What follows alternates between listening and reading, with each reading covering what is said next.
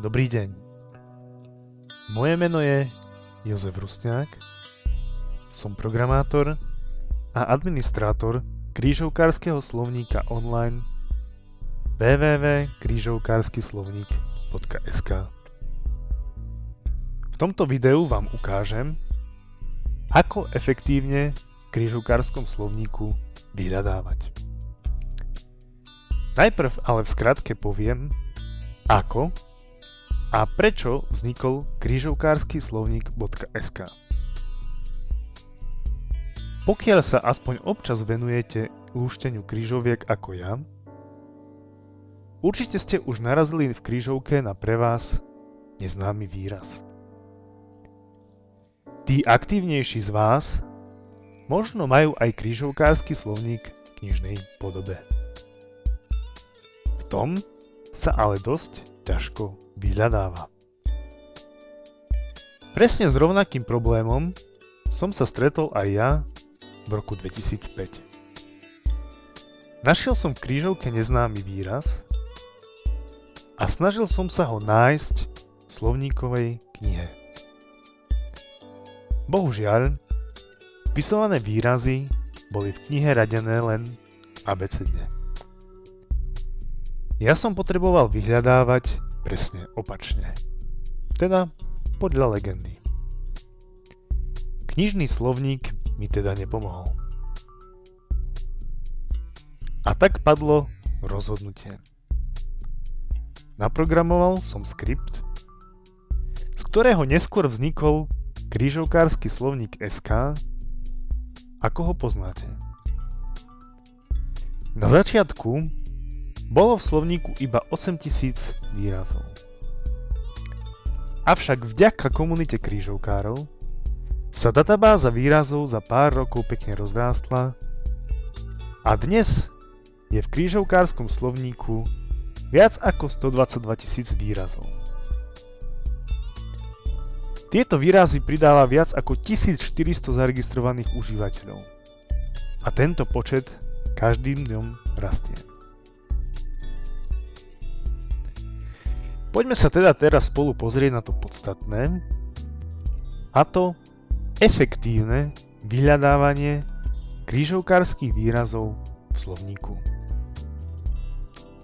Slovo efektívne som použil v tejto vete zámerne. Drvivá väčšina ľudí totiž vyhľadáva len na základe legendy. A buď nájde to, čo hľadá, alebo to hneď vzdá. My si teraz ukážeme, že existujú možnosti pokročilého vyhľadávania v slovníku, čím dosiahneme lepšie výsledky.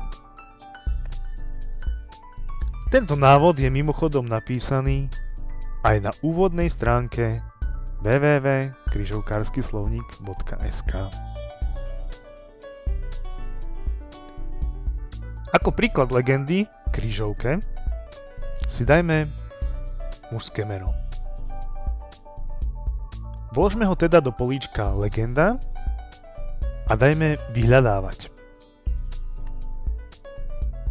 Ako vidíme, krížovkársky slovník našiel 2258 záznamov. To je naozaj veľa na to, aby sme teraz prechádzali všetky a naviac ešte zisťovali, či daný výraz do krížovky pasuje alebo nie. Je teda nutné vyhľadávanie upresniť.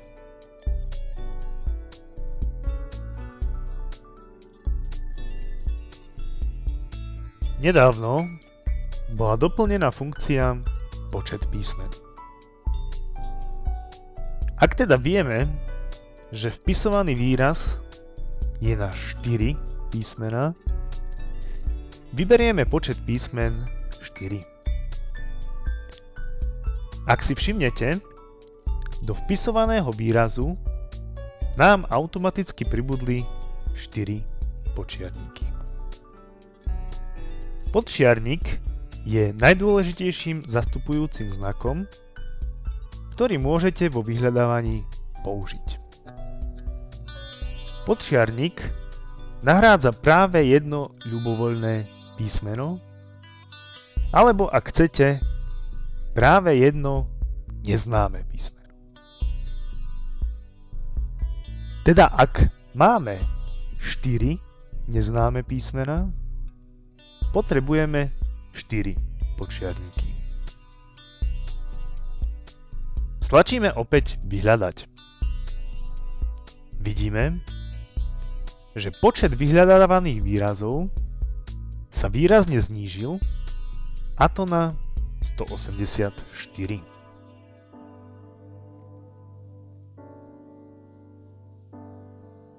Poďme teda vyhľadávanie ešte viac upresniť.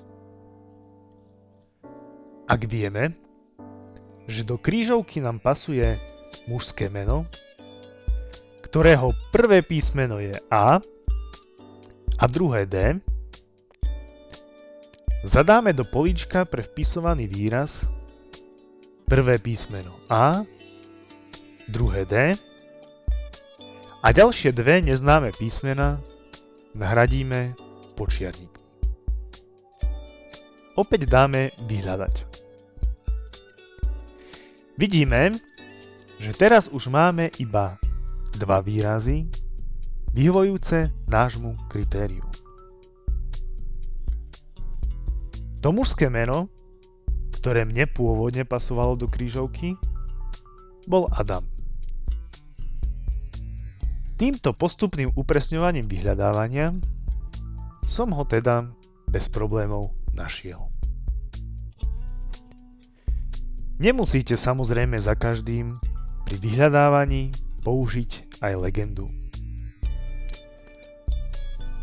Ak chcete vyhľadať napríklad všetky 5-písmenové výrazy, ktorých druhé písmeno je K a tretie písmeno A, zapíšeme to ako počiarnik K, A, počiarnik, počiarnik.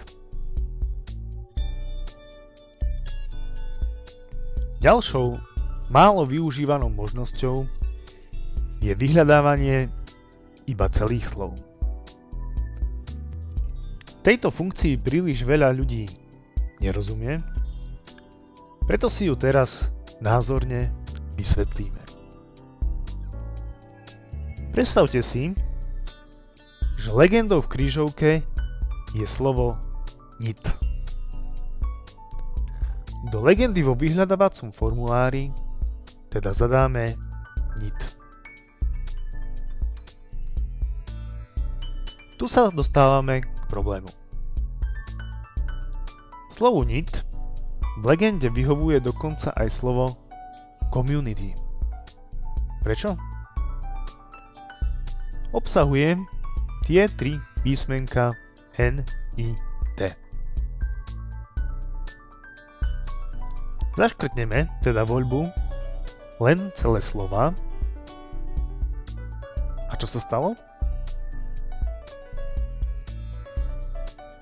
Vidíme, že výsledky vyhľadávania už obsahujú iba celé slová nit. A to je presne to, čo sme chceli. Na tomto príklade vysvetlím ešte jednu vec, a to je diakritika. Ako vidíte, máme zaškrtnutú možnosť bez diakritiky, čiže diakritika sa vo výsledkoch vyhľadávania nerozlišuje. Vyhovujú teda slová niť aj nic. Ak teda chceme uvažovať aj s diakritikou, jednoducho prepneme prepínač s diakritikou. Dáme vyhľadať a zobrazia sa už iba výrazy, ktoré obsahujú presne slovo nit.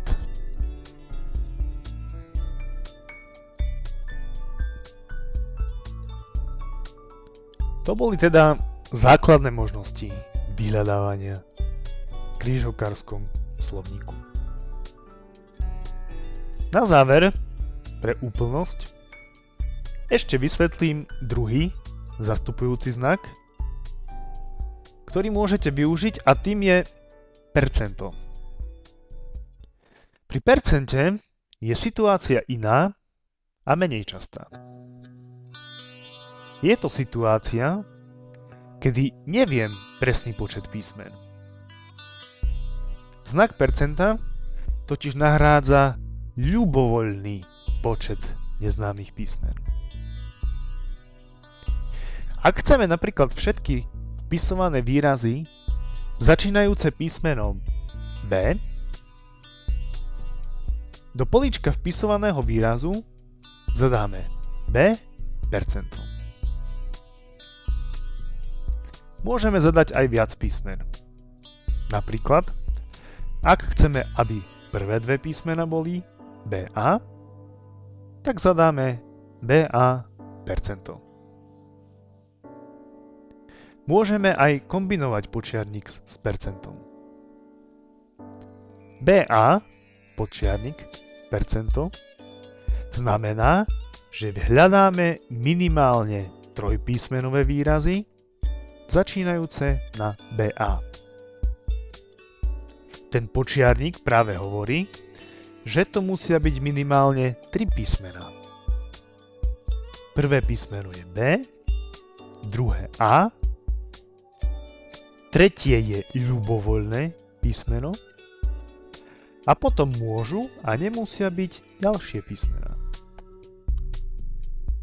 Ľubovoľný počet písmen, nahradený percentom, totiž znamená aj 0 ďalších písmen. To boli teda v skratke pokročilejšie techniky vyhľadávania. Pokiaľ by ste aj napriek tomu v krížovkárskom slovníku nenašli to, čo potrebujete, skúste sa opýtať na našej skupine na Facebooku. Veľmi radi vám pomôžeme. Ďakujem vám za pozornosť.